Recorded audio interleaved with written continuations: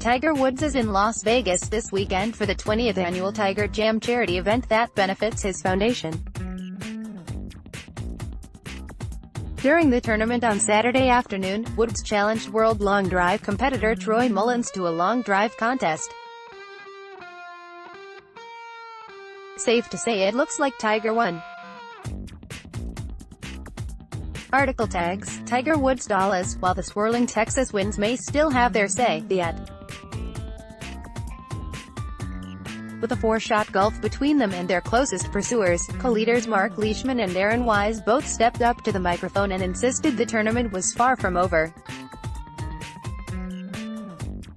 That wouldn't revert to a match play situation, even though the two men didn't face much pressure from the pack down the stretch of the third round and have clearly distanced themselves as the best in the field through 54 holes.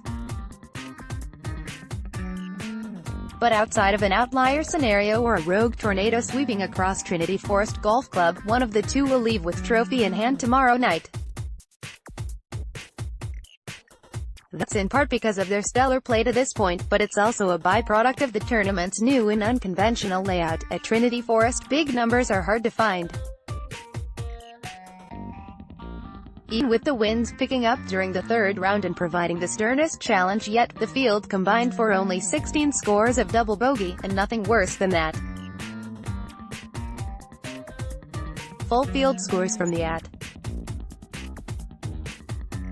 For the most part, players have been maxing out with bogey, and Leishman and Wise have combined for only 6 of those so far this week. If someone from the chase pack is going to catch them, the two sharing the pole position aren't going to do them any favors. "I don't really want to give them a chance," Leishman said. "I'd love to go out and shoot a low one and make Erin have to shoot a good score tomorrow to beat me, which, I fully expect him to shoot a good score." While Leishman has been somewhat of a late bloomer on the PGA Tour, with only one win across his first 8 seasons, he now has a golden opportunity to add a third trophy in the last 14 months. He has felt right at home on a sprawling layout that reminds him of a few back in his native Australia, and he's part of a down-under invasion on a leaderboard that also includes Matt Jones -13 and Adam Scott -9. While Wise briefly held sole possession of the lead, Leishman has seemingly held an iron grip on the top spot since opening his week with a blistering 61. "Before last year, I was a pretty slow starter. I always got off to a slow start Thursday, or I'd be fighting to make the cut and have a good weekend to slide into the top 10. Leishman said.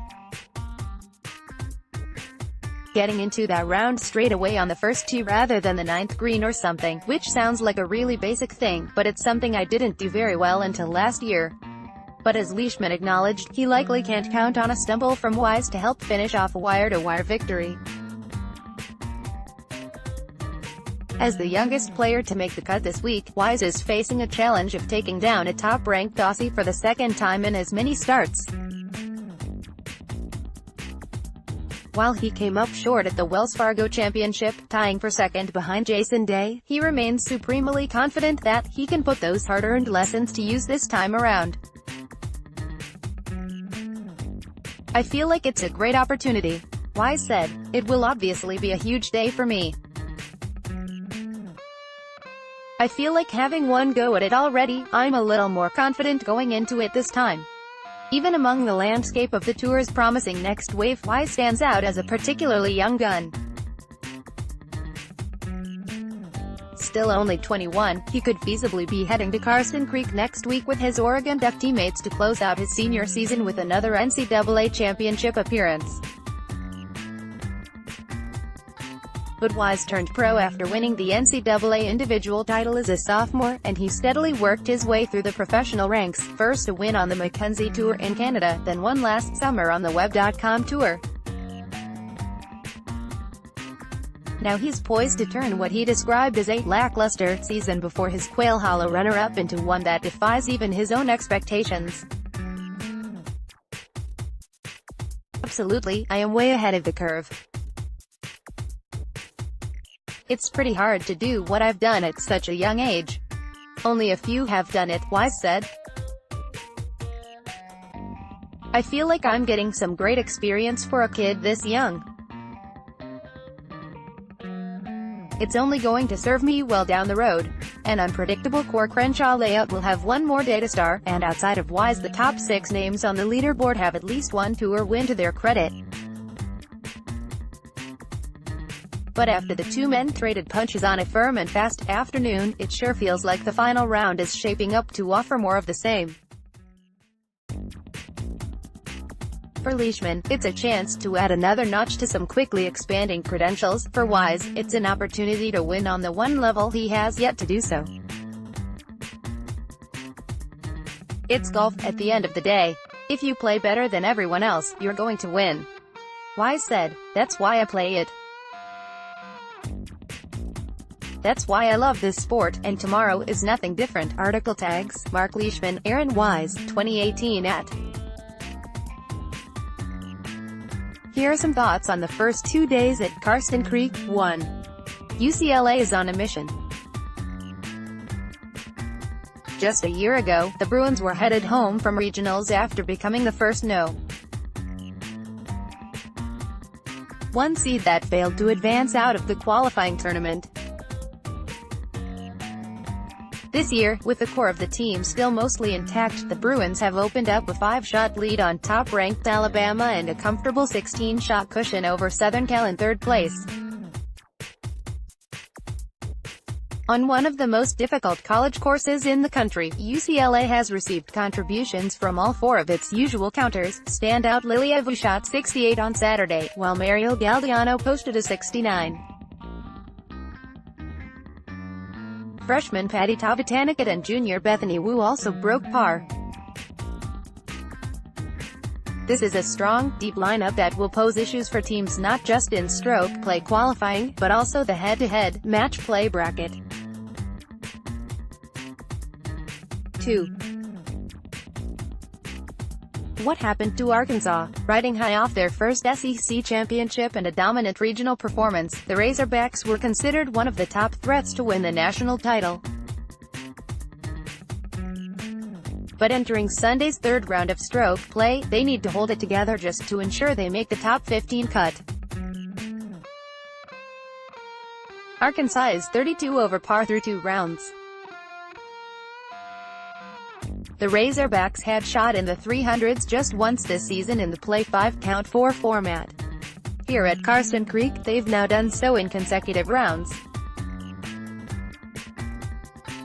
3. The Player of the Year race is heating up.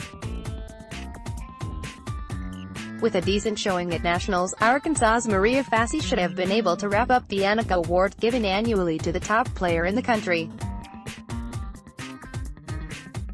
She has 6 individual titles, plays a difficult schedule and is well liked among her peers. But through 2 rounds she's a whopping 15 over par while spraying it all over the map. If the Razorbacks don't survive the 54-hole Cup, neither will Fassi. That'd open the door for another player to steal the votes, whether it's UCLA's Vu or Wake Forest's Jennifer Kupcho.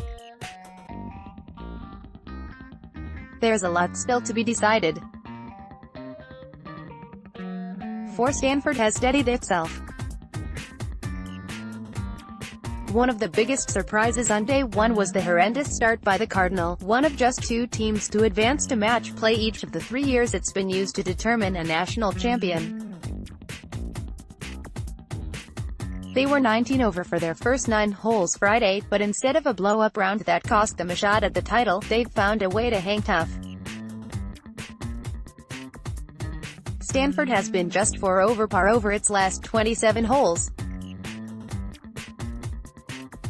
Andrea Lee made only 1 bogey during her second round 69. Alban Valenzuela eagled the 18th hole for a 73, and senior leader Shannon Aubert, who has been a part of each postseason push, carded a 74. And so, even with its early struggles, coach Ann Walker once again has Stanford in position to reach match play. 5. Karsten Creek is identifying the best teams.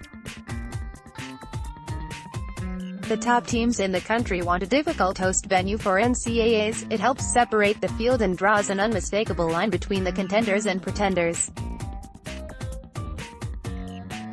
Only one team, UCLA, is under par after 36 holes.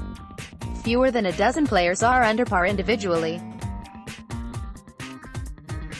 The dearth of low scores might not be the greatest advertisement for how talented these players are, but the cream has still risen to the top so far. 5 top 10 teams currently sit inside the top 7 on the leaderboard, and that doesn't even include last year's NCAA runner-up Northwestern. This is all any coach wants, even if the scores aren't pretty. Quick hits. Cheyenne Knight, part of Alabama's vaunted 1-2-3 punch along with Lauren Stevenson and Kristen Gilman, shot rounds of 70 to 69 to figure in the mix for individual honors. The junior will turn pro after nationals. Arizona's Bianca Pagdanganan made a hole-in-one on the 11th hole Saturday en route to a 68 that tied the low round of the day. She's at 5 under 139, same as Knight. Defending champion Arizona State, which lost star Linnea Strom to the pro ranks at the halfway point of the season, is 35 over par after 2 rounds. Play was delayed for nearly an hour and a half Saturday because of inclement weather. Dallas, with the final round of the AT. Leishman, 34, shares the lead at Trinity Forest Golf Club with 21-year-old Erin Wise, who was the youngest player to make the cut at the tournament's new venue.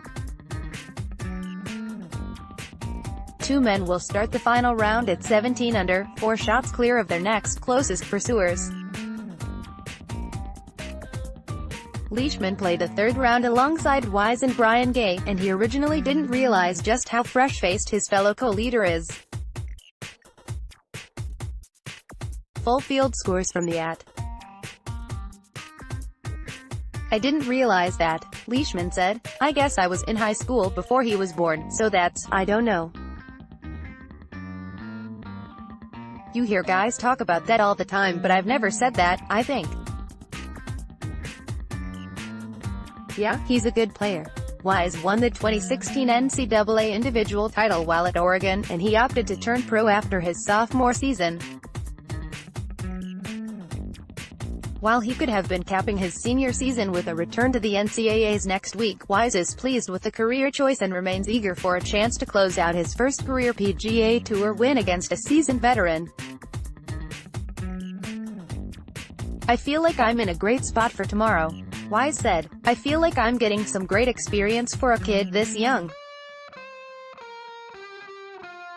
It's only going to serve me well down the road. Article tags Erin Wise, Mark Leishman, 2018 AT. But even afforded the option to lay some blame at the feet of the conditions, Scott put it squarely on a familiar culprit. I just didn't putt well today, Scott said. I wish I could blame it on the wind. Maybe I can. I just hit putts, and they just didn't really roll into the hole. Scott lost nearly 2 strokes to the field on the greens during a 1/72 Saturday, a score that dropped him from a spot inside the top 10 into a tie for 19th, 8 shots behind co-leaders Mark Leishman and Erin Wise. He didn't make a putt longer than 7 feet all day, missing a 5-footer for birdie on number 7 and 3-putting for bogey on the next hole. After opening with a birdie on the par 5 first hole, he made only one other birdie the rest of the way. Full field scores from the AT. And that's tough on a day when you're going to be out of position a little bit, and you need to scramble and you need to make a few putts. And I didn't really make any. Scott faces an uphill battle to get back into the title mix, but the Aussie still has plenty to play for in the final round. Entering the week ranked No. 65 in the world, Scott needs to crack the top 60 in the next rankings to earn a spot into next month's U.S. Open and continue a streak of consecutive major appearances that dates back to 2001. Based on the latest projections, Scott needs to finish 9th or better to have a chance to move into the top 60, a fact of which he is well aware. But he's also cognizant that a second top 60 cutoff looms next month after the FedEx St. Jude Classic, should he need it to qualify. I have lots to play for. I'd love to be at Shinnecock, he said. I can get it done tomorrow, I think, with a really good round. I've had 2 good rounds out here, and if I can have one more then I'll have a good chance to get it done. But if I don't, then I'll get another chance in a few weeks. Article tags Adam Scott 2018 @